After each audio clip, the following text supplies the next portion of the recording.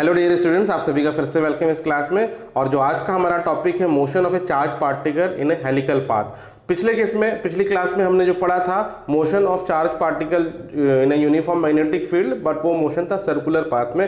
आज हम पढ़ेंगे कि हेलिकल पाथ में कैसे मोशन होता है। तो देखिए, पहले हम पुराना जो हमने पढ़ा था पिछली क्लास में उसको समझ ले, उसमें क्या था। ये देखिए, इस तरह से मैग्नेटिक फील्ड है which is perpendicular to the board and inside the board. तो ये इनसाइड द बोर्ड ये मैग्नेटिक फील्ड है, और इसमें अगर कोई चार्ज है, इसको हम मान लेते हैं ये प्लस क्यू चार्ज है, इसको हमने ऊपर की तरफ अगर पुश किया विद सम वेलोसिटी v, तो ये एक सर्कुलर पाथ एग्जीक्यूट कर लेगा। ये इस तरीके से एक सर्कल बनाता हुआ एक सर्कुलर पाथ एग्जीक्यूट कर लेगा। ठीक है, तो ये सर्कुलर पाथ क्यों बना रहा है? क्योंकि यहाँ पे जब जो वेलोसिटी हर पॉइंट पे, इस पॉइंट पे वेलोसिटी आप टेंजेंट खींच के वेलोसिटी बनाते हैं। इस सर्कुलर पाथ में जहां भी आप टेंजेंट खींचेंगे वो वेलोसिटी का डायरेक्शन होगा, और हर पॉइंट पे ये जो वेलोसिटी है it is perpendicular to the magnetic field. यदि वेलोसिटी मैग्नेटिक फील्ड की परपेंडिकुलर है तो इस तरीके से ये सर्कुलर पाथ एग्जीक्यूट करेगा।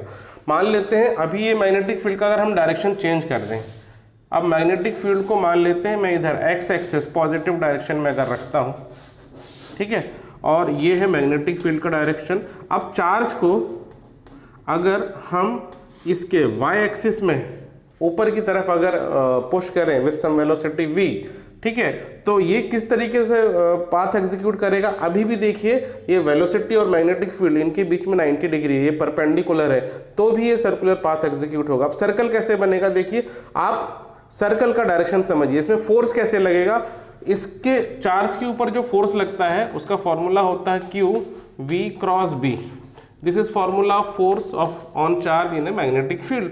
अब v क्रॉस b करेंगे, आप अपने पाम को वेलोसिटी के डायरेक्शन में रखेंगे, ठीक है, और मैग्नेटिक फील्ड किधर है? अभी मैग्नेटिक फील्ड इधर राइट की तरफ है, तो हम अपने हाथ को इधर राइट की तरफ अगर मोड़ेंगे तो ये चार्ज को अंदर की तरफ फोर्स लगेगा। जो मेरा अंगूठा है बोर्ड के अंदर जा रहा है, तो ये जो चार्ज है इसको अंदर की तरफ फोर्स लगेगा।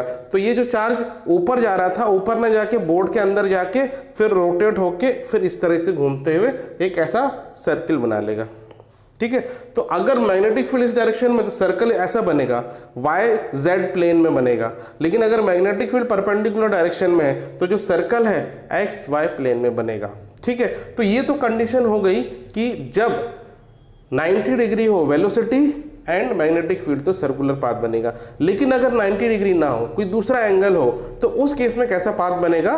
तो उसके लिए एक हम इसको यहाँ पे एक नया फिगर बनाएंगे। तो अब देखिए, यहाँ पे अब सिचुएशन इस तरीके से है कि हमने ये एक्स एक्सिस बनाया है, ये वाई एक्सिस है और ये जेड एक्सिस है, और ओरिजिन पे रखा हुआ है चार्ज Q। ठीक है, और मैग्नेटिक फील्ड एक्स एक्सिस की डायरेक्शन में है, तो जो मैग्नेटिक फील्ड का डायरेक्शन है टुवर्ड्स द एक्स एक्सिस इस तरीके से है। Positive direction of x axis में मैग्नेटिक फील्ड का डायरेक्शन है। ठीक है, अब ये जो चार्ज है, अगर हम इसको y एक्सिस में इसकी वेलोसिटी अगर कर दें, पुश y एक्सिस में आप करेंगे, तो ये इस तरीके का YZ प्लेन में सर्कुलर पाथ फॉलो करेगा। यदि आप इसको Z एक्सिस में रोटेट करेंगे, ठीक है, पुश करेंगे, तो फिर ये ऐसा सर्कुलर पाथ बना लेगा।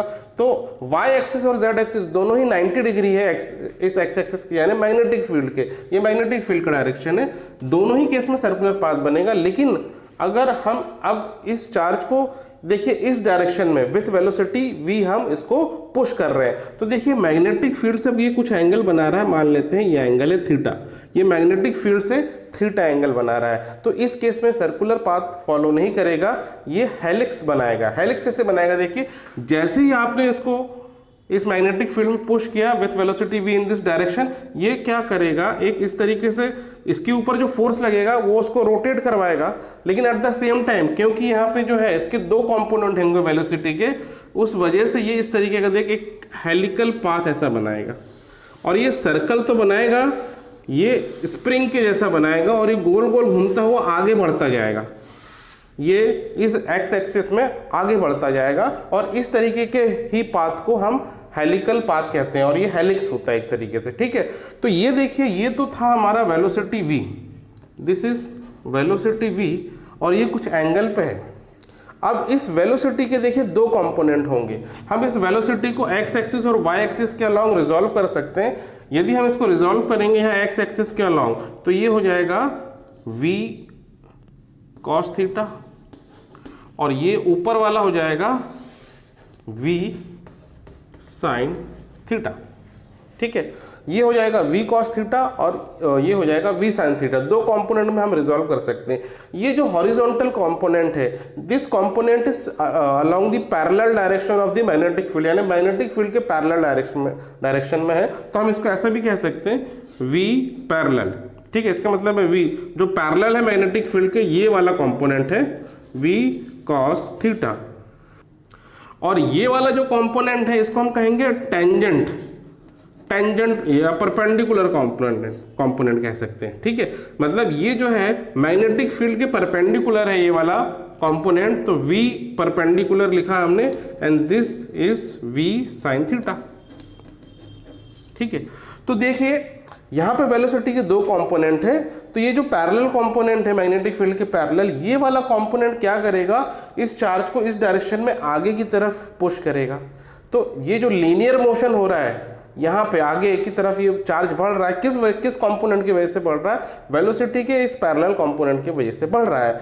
दूसरा जो वेलोसिटी का टेंजेंट और परपेंडिकुलर कंपोनेंट है, that is v sin theta, इसकी वजह से ये जो परपेंडिकुलर कंपोनेंट है इसकी वजह से सर्कुलर मोशन हो रहा है। तो देखिए यहाँ पे दो कंपोनेंट हो गए, एक तो सर्कुलर मोशन भी हो रहा है, साथ में ये आगे भी बढ़ रहा है। तो सर्कुलर मोशन करते हुए ये आगे की तरफ बढ़ता जाएगा और इस तरह से ये हेलिकल पाथ बना लेगा।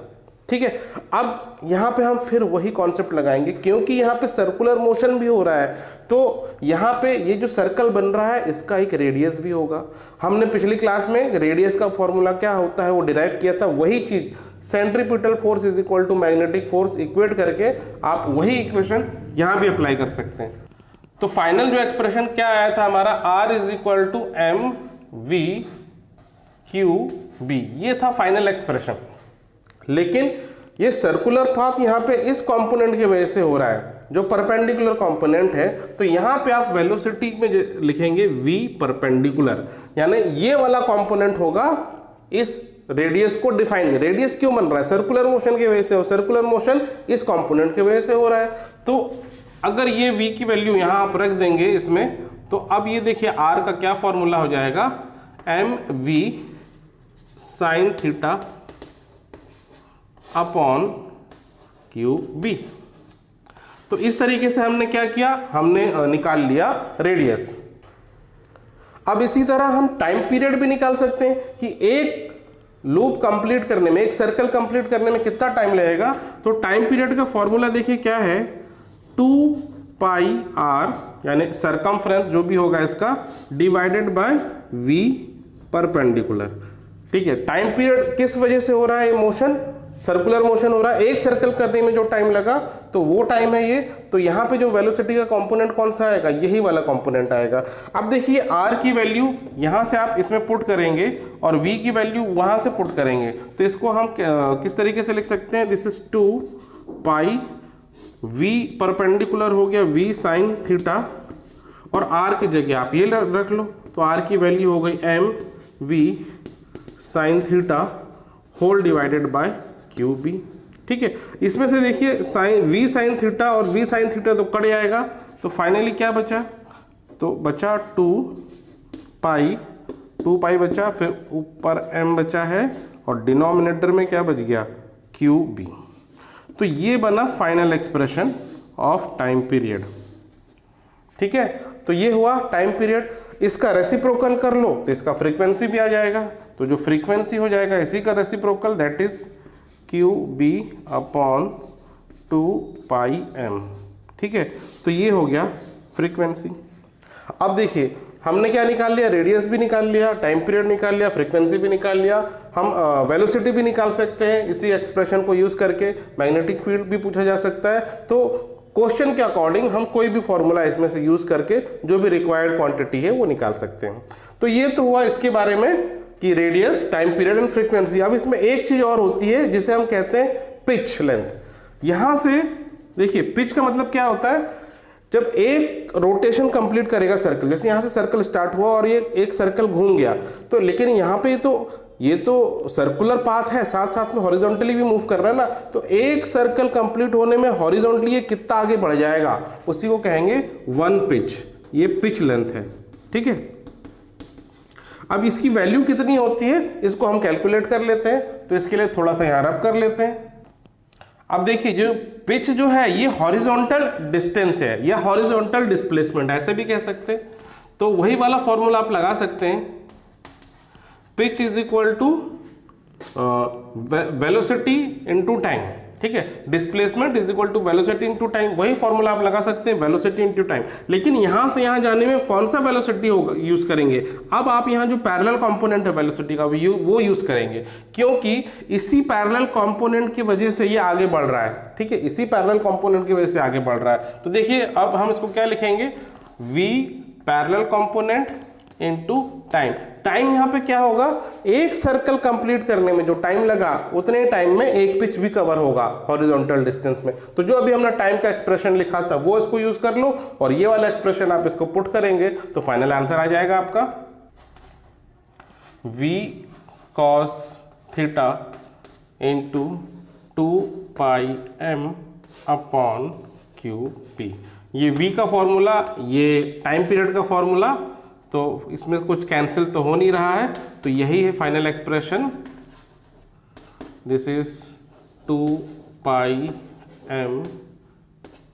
v cos theta upon QB। तो ये देखिए यही है इसका फाइनल एक्सप्रेशन पिच निकालने के लिए। यदि पिच निकालने को अगर आपसे पूछा जाए तो ये फॉर्मूले का यूज करके आप पिच भी निकाल सकते हैं। तो आई होप आपको समझ में आ गया होगा कि कोई भी चार्ज पार्टिकल एक मैग्नेटिक फील्ड में कैसे हेलिकल पाथ एग्जीक्यूट करता है। यदि आपको किसी पॉइंट में डाउट है तो आप मुझे कमेंट करके पूछ सकते हैं, अदरवाइज आज की क्लास में हम इतना ही पढ़ेंगे। So that's all, take care of yourself and have a nice day.